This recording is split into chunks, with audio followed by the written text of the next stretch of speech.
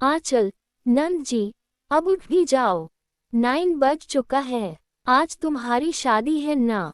पायल, शादी है तो मैं क्या करूं? वो तो शाम को है ना? आंचल, लेकिन अभी तो हल्दी की रस्म होनी है। हल्दी के बिना शादी कैसे होगी? पायल, मैं नहीं उठ सकती, बहुत नींद आ रही है। यहाँ हल्दी लाओ और ऐसे ही मुझे हल्दी लगा दो। ये बात सुनकर आंचल को हंसी आ गई। आंचल, ये मजाक मत करो, नंद जी। उठ भी जाओ अब। बिस्तर पर हल्दी होती है क्या? इतना भी आलस अच्छा नहीं है। आंचल, ये मजाक मत करो, नंद जी। उठ भी जाओ अब। बिस्तर पर हल्दी होती है क्या? इतना भी आलस अच्छा नहीं है। पायल हद से ज्यादा आलसी थी। पूरे इलाके में अपने आलस की वजह से वो फेमस हो चुकी थी। बिस्तर से वो उठती नहीं थी और कभी बिस्तर से थोड़ी देर के लिए भी उठना पड़ जाए तो उसे मौत आ जाती थी। जो अपनी शादी के दिन बिस्तर से ना उठना चाहे, वो कितनी आलसी हो सकती है, ये तो आप समझ ही सकते हैं। खैर, कुछ महीने पहले की बात है, जब आंचल ने इस घर में बहू बनकर पहली बार कदम रखा। तब उसकी सास कमला ने उसकी आरती उतारी और कहा, बहू, एक बार अपनी नंद के कमरे में जाओ, उससे मिल लो। आंचल, हाँ माँ जी, जाती हूँ। लेकिन नंद जी बाहर क्यों नहीं आई? कमला, वो बाहर नहीं आती, तुम ही उसके कमरे में जाओ। आंचल पायल के कमरे में गई।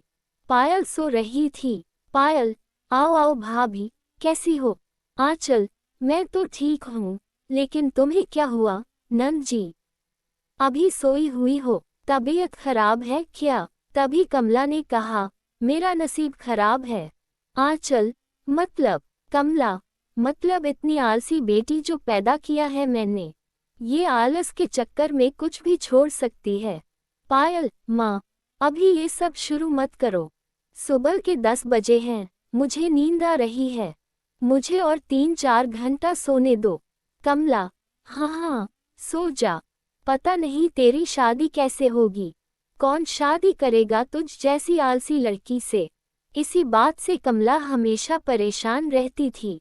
खैर, उसके बाद आंचल को भी पता चल गया कि उसकी नंद कितनी आलसी है। आंचल ने देखा कि पायल सिर्फ बाथरूम जाने के लिए और नहाने के लिए बिस्तर से उठती है और पूरा दिन बिस्तर पर ही पड़ी रहती है। खाना भी उसे बिस्तर पर ही चाहिए होता है। आंचल, नंद जी, खाना लग गया है, बाहर आओ।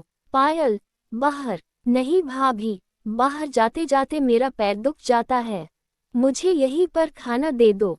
आंचल, अरे, चावल है, चिकन है, ये सब कोई बिस्तर पर खाता है क्या? पायल, मैं खाती हूँ, आपको क्या? आपको जैसा बता रही हूँ वैसा ही कीजिएगा। मैं अपने बिस्तर पर ही खाना खाती हूँ और उसी बर्तन में हाथ भी धोती हूँ। मुझे यहीं पर खाना दे दीजिए। कमला, बहू, उससे बहस मत करो, अभी चिल्ला चिल्ला कर पूरे घर की शांति तहस नहस कर देगी। वो जो बोल रही है वैसा ही करो।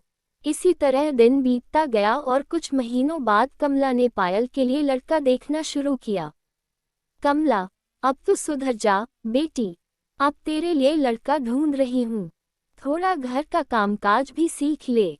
पायल, क्या होगा कामकाज सीख के? मैं चलते चलते थक जाती हूँ, काम कैसे करूँगी? कमला, तो क्या करेगी ससुराल में पूरा दिन? पायल, बस आराम करूँगी और क्या। कमला, और ससुराल वाले क्या कहेंगे? कहेंगे कि माँ ने कुछ नहीं सिखाया। तेरी भाभी को देख, हर काम में माहिर है वो। सब लोग कितनी तारीफ करते हैं तेरी भाभी की। अपनी भाभी से तो कुछ सीख ले। पायल, नहीं माँ, जो मुझसे शादी करेगा उसे मुझसे ऐसी शादी करनी होगी, मेरे बारे में सब कुछ जानकर। बहस में पायल हमेशा जीत जाती थी। जो हाथ पैर चलाने में थक जाती है, उसे जबान चलाना बहुत अच्छी तरह से आता है।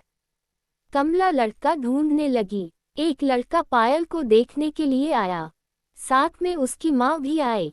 लड़के की माँ, अरे कमला जी, अपनी बेटी को तो बाहर बुलाइए। कमला, हाँ हाँ, कमला, बहू, पायल को ले आओ। आंचल कमरे में गई और देखा कि पायल बिस्तर पर ही सोई हुई थी। आंचल, ये क्या पायल? मैंने 2 घंटे पहले तुमको तैयार होने के लिए कहा था, साड़ी भी रख कर गई थी। तुम अभी तक तैयार नहीं हुई। बाहर लड़के वाले बैठे हैं तुम्हें देखने के लिए। पायल, मैं अभी तैयार नहीं हो सकती। अगर लड़के वालों को देखना ही है तो कमरे में आकर देखने के लिए बोलो। आंचल बाहर गई और लड़के वालों से कहा, सॉरी, पायल कमरे से निकलने के लिए तैयार नहीं है। आप लोग कमरे में आइए। लड़के की माँ, ये कैसी लड़की है? हम उसे देखने आए हैं और वो कमरे से निकल ही नहीं सकती। हम इससे हमारे बेटे की शादी नहीं कराएंगे। बेटा, ऐसी लड़की से शादी करने से तो पूरी जिंदगी कुंवारा बिताना अच्छा है। ऐसे 2-3 लड़के भाग गए। सच में, ऐसी लड़की से कौन शादी करना चाहेगा? कमला मुश्किल में पड़ गई। कमला, बहू, अब मैं क्या करूं? घर में कुंवारी जवान लड़की का होना एक माँ के लिए बोझ है। अब सब कुछ तुम्हारे ऊपर ही है। तुम किसी भी तरह से इसकी शादी करवा दो बस। आंचल, ठीक है माँ जी, आप चिंता मत कीजिए। अब मैं नंद जी की शादी तो करवाऊंगी, साथ साथ उनका आलस भी गायब कर दूंगी। आंचल के दिमाग में एक प्लान था। उसका एक दूर का भाई था जिसका नाम रोहन था, लेकिन रोहन के साथ आंचल का रिश्ता बहुत गहरा था। आंचल हर साल रोहन को राखी पहनाती थी और भाई दूज में अपने घर बुलाती थी। आंचल ने रोहन से बात की। रोहन, ठीक है दीदी, मैं शादी करूंगा आपकी नंद से। और उसके बाद तुम्हें क्या करना है, वो समझ गए हो ना? आंचल, हाँ हाँ, बहुत अच्छी तरह से। रोहन के साथ पायल की शादी फिक्स हो गई। कमला तो बड़ी खुश हुई और ऐसे ही शादी का दिन भी आ गया, लेकिन पायल बिस्तर से उठने को राजी नहीं थी। आंचल ने उसे कुछ नहीं कहा। बिस्तर पर ही पायल की हल्दी की रस्म पूरी हो गई। शाम हो गई और किसी भी तरह बिस्तर से उठकर पायल ने शादी का लहंगा पहना। पायल, भाभी, लहंगा पहनते पहनते तो मैं थक गई। मुझे अभी सोना है। कमला, बदतमीज लड़की, अभी सोना है मतलब? तेरी भाभी ने इतनी मेहनत करके तेरे लिए लड़का ढूंढा है, वो लड़का भी बारात लेकर यहाँ आ जाएगा और तुझे अभी सोना है। आंचल, कोई बात नहीं माँ जी, इसे सोने दीजिए। आज इस घर में इसका आखिरी दिन है। बारात आ गई लेकिन पायल बिस्तर से नहीं उठी, इसीलिए रोहन कमरे के अंदर ही शादी करने चला आया। रोहन, अरे तुम सो ही रहो पायल, तुम्हें उठने की कोई जरूरत नहीं है, शादी तो ऐसे ही होगी। Payal, thank you so much Rohan, तुमने मुझे समझा। रोहन, तुम्हारा पति जो बनने वाला हूँ, समझना तो पड़ेगा ही। पंडित जी को भी कमरे में ही बुलाया गया और वहीं पर शादी हो गई। पायल बिस्तर पर ही पड़ी रही और पंडित जी मंत्र पढ़ते गए। अगले दिन सुबह विदाई से पहले विमला ने अपनी बेटी से कहा, कमला बेटी, तू बहुत लकी है जो तुझे ऐसा पति मिला। कभी इसे नाराज मत करना। पायल ससुराल चली गई, लेकिन उसे यह नहीं पता था कि इसके बाद उसकी जिंदगी में क्या क्या होने वाला है। ससुराल में पहले 2 दिन तक तो पायल की सास, नंद और नौकरों ने उसे बहुत अच्छे से खिलाया पिलाया, लेकिन फिर तीसरे दिन रोहन ने कहा, मुझे एक नई नौकरी मिली है, उसके लिए मुझे बाहर जाना होगा। पायल, तुम भी मेरे साथ चलो, नहीं तो मैं अकेला बोर हो जाऊंगा। रोहन पायल को लेकर बाहर चला गया और दोनों एक फ्लैट में शिफ्ट हो गए। अगले दिन सुबह सुबह रोहन घर से चला गया। अब पायल घर में अकेली थी। पायल को अकेले रहने की आदत नहीं थी। वह हमेशा से ही घर की लाडली बेटी थी और उसे सब बहुत प्यार करते थे। इसीलिए वह जो भी बोलती थी, सब लोग वही करते थे।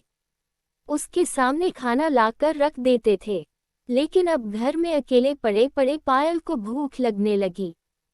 पायल खुद से बड़बड़ाने लगी, अरे यार, बहुत भूख लग रही है, क्या करूं? घर में कुछ है भी तो नहीं। पायल चिल्ला भी नहीं पा रही थी क्योंकि घर में वह अकेली थी। भला किस पर ही चिल्लाती? फिर भी भूख बर्दाश्त करके वह कुछ देर सोई रही, लेकिन अब भूख काबू के बाहर हो रही थी। पायल की हालत रोने जैसी हो गई। पायल, माँ, भाभी, मुझे खाने को दो। अब उसे बिस्तर से उठना ही पड़ा, लेकिन उसे खाना बनाना नहीं आता था। इसीलिए उसने अपनी भाभी आंचल को कॉल किया। आंचल, क्या बात है? सुबह के 9 बजे कॉल कर रही हो, ये कैसे हो गया आज? पायल, भाभी, बहुत भूख लगी है, जल्दी से कुछ बताओ जो झटपट बन जाए। आंचल, रोटी सब्जी बना लो। पायल, नहीं नहीं, रोटी सब्जी बहुत मेहनत का काम है, कुछ आसान सा बताओ। आंचल, ठीक है, तो फिर पोहा बना लो। आंचल उसे पोहा बनाने का तरीका बताती गई और पायल ने पोहा बना भी लिया। जिंदगी में पहली बार उसने कुछ बनाया, लेकिन उसमें बहुत मेहनत लग गई। पोहा खाने के कुछ देर बाद उसे फिर से भूख लग गई। अब उसने खिचड़ी चढ़ा दी।